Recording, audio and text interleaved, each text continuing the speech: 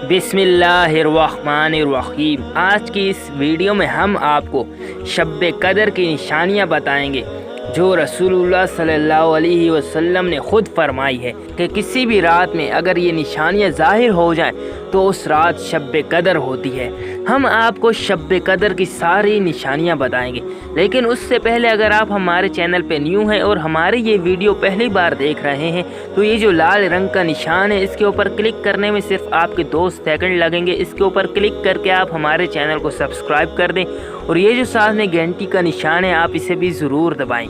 इस चैनल में आपको informative Islamic videos, history, biography, documentaries मिलती रहेंगी।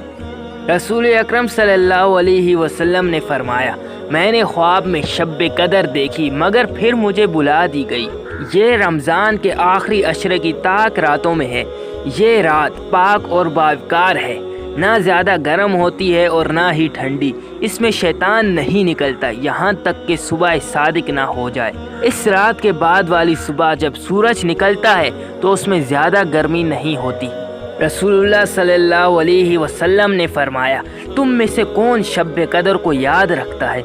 इसमें जब चाँद निकलता है तो ऐसे होता है जैसे बड़े थाल का किनारा।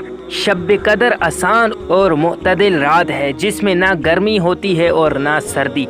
इस सुबह का सूरज इस तरह तुलू होता है कि उसकी सुर्खी मध्यम होती है। हज़रत अबादा रज़ी अल्लाह ताला अन्हो ने नबी करीम सल्लल्लाहु अलैहि वसल्लम से शब कदर के बारे में दरियाफ्त किया तो आप सल्लल्लाहु अलैहि वसल्लम ने इरशाद फरमाया कि रमज़ान के आखिरी अशरे की ताक रातों में है।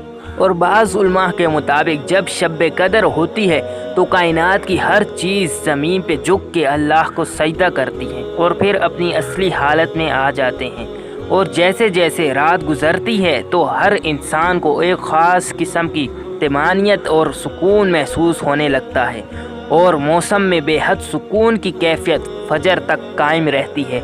और फजर के बाद जो सूरज निकलता है वो बग़ैर किरणों के तुलू होता है, यानी तुलू होने वाले सूरज में शिद्दत नहीं होती।